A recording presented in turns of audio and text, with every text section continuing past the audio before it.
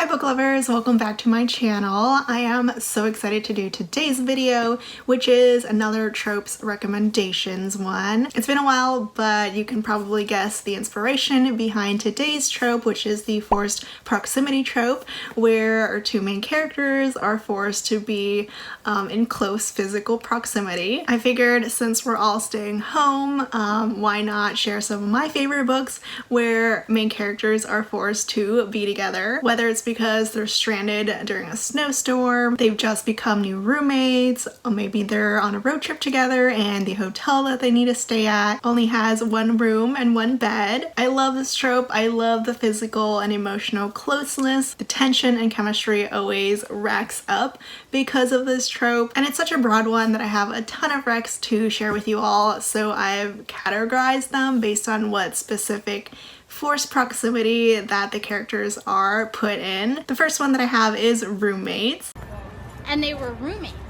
Oh my god, they were roommates. And the first book is one of my favorites. It is The Bride Test by Helen Hoang. Our heroine Esme moves from Vietnam to the US and moves into Kai's house thanks to his meddling mom who wants him to get married and be happy and in love. Obviously, it's not love at first sight. The two of them do have to work at falling in love with each other, but the close proximity of being housemates definitely helps. Kai helps out Esme to assimilate to the US, and Esme helps Kai learn to open to emotions and especially love. And of course, when you're sharing a house together, possibly a bathroom, there are a lot of close calls, close half naked calls. It's just a wonderful read. I love this book so much. I'm sure many of you have already read it, but in case you haven't, please do. This next roommates romance is more on the new adult side, and it is Pretty Reckless by LJ Shen.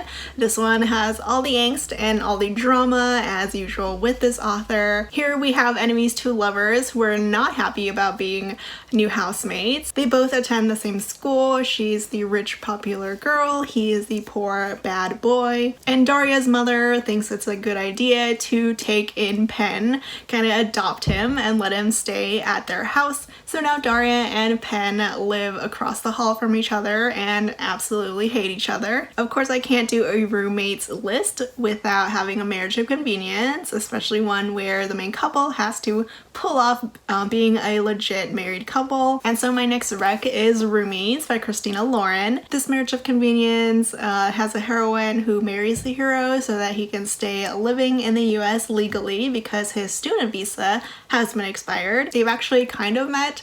He is a busker in New York City and she walks by him all the time and listens to him. Holland pretty much saves Calvin's hide and allows him the opportunity to be a musician on Broadway. I love this one. I love that, like, to the outside, they have to pretend to be a happily married couple in love, but inside their place, they're just apartment mates. This one is just a lot of fun, and it is actually turning into a movie, and I am very excited for it. This next one is like a legit roommates romance. One of them needs a house to live in, an apartment to live in. The other one needs a kind of a babysitter, and that one is The Varlet and the Voyeur by L.H. Causeway and Penny Reid. This one is adorable and awkward. I love this whole series. It is the fourth book in the Rugby series, so a bit of a sports romance as well. Here the hero actually, his little kink for voyeurism has been exposed to the public, and now he needs to find someone to help him stop his voyeur tendencies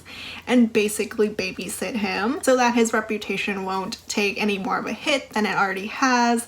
And the heroine coincidentally is now homeless and needs a place to live, so they make a deal with each other. This one is awkward and dorky and hilarious. It is so much fun. Definitely a rom-com that you need in your life. And then my last roommates romance is actually a series. It is the Laws of Physics series by Penny Reid. There are 3 books. I would recommend though waiting for like the bundle so it's not as expensive. The first book is Motion, the second is Space, and the last one is Time.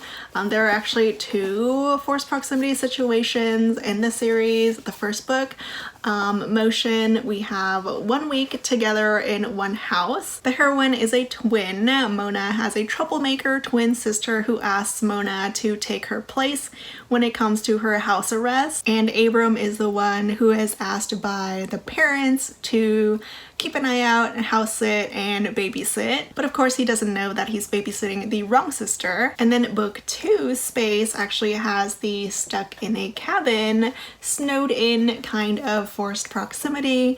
Abram, Mona, and a couple of their friends have rented a cabin up in the mountains, so they have yet another week together, but things are a little bit different than the first book. I love the series. I love when Penny Reid writes new adults. There's some fantastic angst, lots of chemistry. Love the music aspect in this romance too. Speaking of the snowed in trope, I have a couple ones where the main characters have been stuck maybe in a snowstorm trying to find shelter, and this first one is one that I recently just read and absolutely adored. This one is Lord Dashwood Missed Out by Tessa Dare. This is a novella, historical romance novella in the Spindle Cove series, but can be read as a standalone, which is what I did. The main characters were neighbors growing up, and Nora always had dreams of marrying Dash, except that he up and left and went after his career, leaving her behind. Nora, being heartbroken, turns to writing and writes like a scathing little fictional story that's not so fictional called Lord Ashwood Missed Out, about how young ladies do not need men in their lives and can be perfectly happy without them. But now Dash is back, and on their way to Spindle Cove, a snowstorm hits and they've got to find shelter in this cabin. It's hilarious and angsty. If you want something short and sweet, this one is it. There is also Storm by Karen Cole. This is the first book in the Ashes and Ember series, which is kind of a rock star series.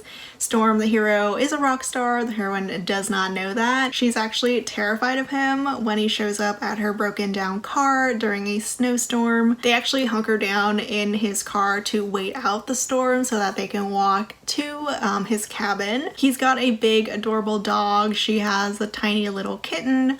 They're absolutely adorable together, lots of banter, and even though she does have a boyfriend, they are absolutely meant for each other, which they definitely realize during their time in his cabin. I also have a paranormal romance, the one paranormal romance in this list, which is Rogue Rider by Larissa Ione. This one is the 4th book in the Lords of Deliverance series about the 4 horsemen, and this one is about pestilence. I do recommend reading the series in order, but it can be read as a standalone. This one, Pestilence, actually wakes up with no memory of who he is up in the cold mountains. The heroine, Jillian, finds him and saves him, takes him back to her cabin to help him recover. It's hot and sexy. The whole 4 horsemen thing is so well done in this series. I also have Misadventures of a Curvy Girl by Sierra Simone.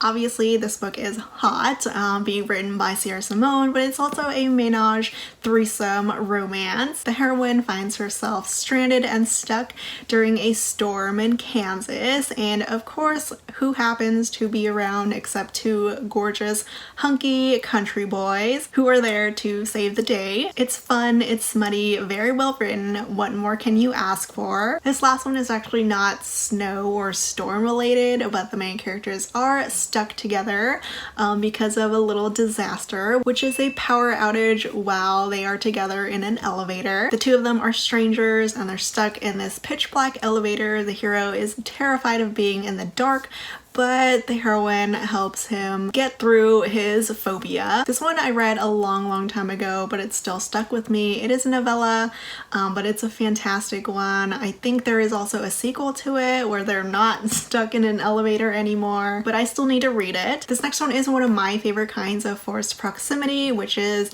when someone gets sick and the other person feels obligated to help them recover. And one of my favorite books that has this is Bringing Down the Duke by Evie Dunmore. This is a historical romance, and the heroine is part of the feminist movement at her school, Oxford. She's trying to get the Duke hero to be a part of this movement, so she goes over to his house. I mean, she's invited, but that's when she gets sick, and the hero helps her recover. He basically makes her stay at his estate, so she can't leave. This is fairly in the beginning of the romance too, so they're a little bit wary of each other, but it is a turning point. You can see how the hero is growing to care for her, and you can clearly tell the hero does not want her to leave after. This next one is another historical romance. For some reason, most of these that I come across where someone gets sick or injured and the other one helps heal them are historical romances, but this one is Someone to Watch Over Me by Lisa Kleypas. In this one, the heroine is actually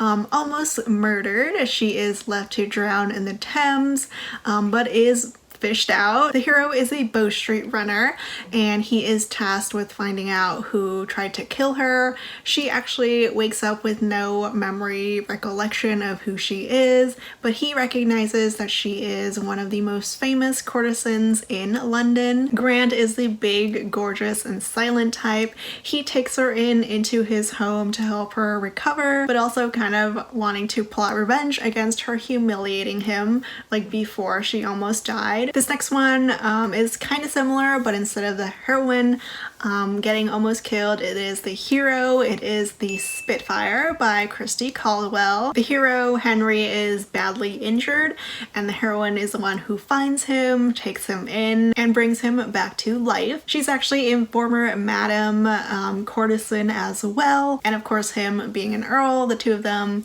don't really have a future together. The story is awesome. It's unique. The main character is a little bit older than your typical historical romances, 30s and 40s. It's part of a series too, the last book in the Wicked Wallflower series, but I read it totally fine as a standalone. This last one I had to find a non-historical romance one, and of course I went with The Hating Game by Sally Thorne. This one is the perfect rom-com, and of course there is an amazing scene where the heroine gets sick and the hero goes over to her house, her apartment, to take care of her. They are enemies. This is an office romance. They are both assistants to co-CEOs of a company, and they're both vying for the same open job position. I just love the scene where he helps take care of her. He feeds her. He helps clean her up. It is so sweet. I love Josh and Lucy so much. This last category is one where the main characters are kind of on the road together. They're forced to share transportation, a hotel, possibly one room. And this first one is The Worst Best Man by Mia Sosa. This one is not really like a road trip romance, but the main characters do work together and they are forced to like travel together for their work. So they're in the car together a lot.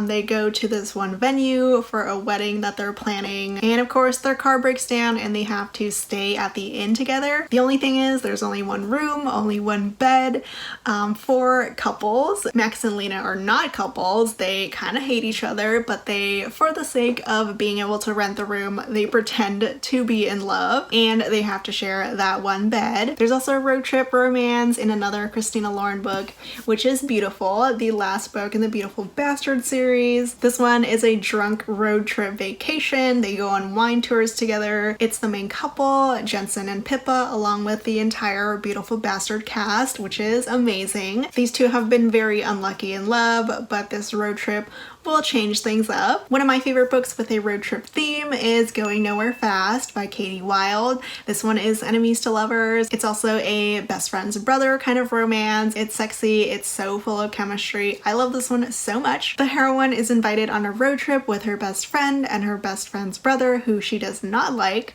but when the best friend bails, the hero actually blackmails the heroine with money to continue on with the road trip so that his sister will show up. It's a month long of them on the road, lots of hate sex. It is so good, and lots of angst and groveling towards the end. My last recommendation is Moonlighter by Serena Bowen.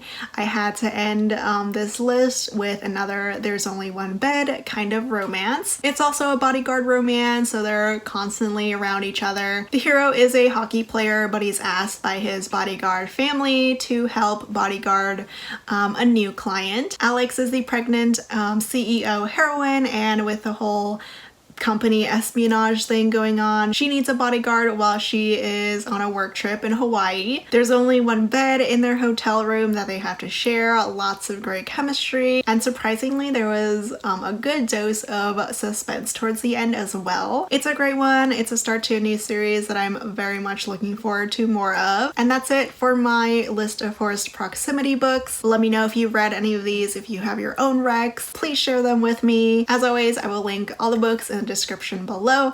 I hope you enjoyed this video and I'll see you all next time. Bye!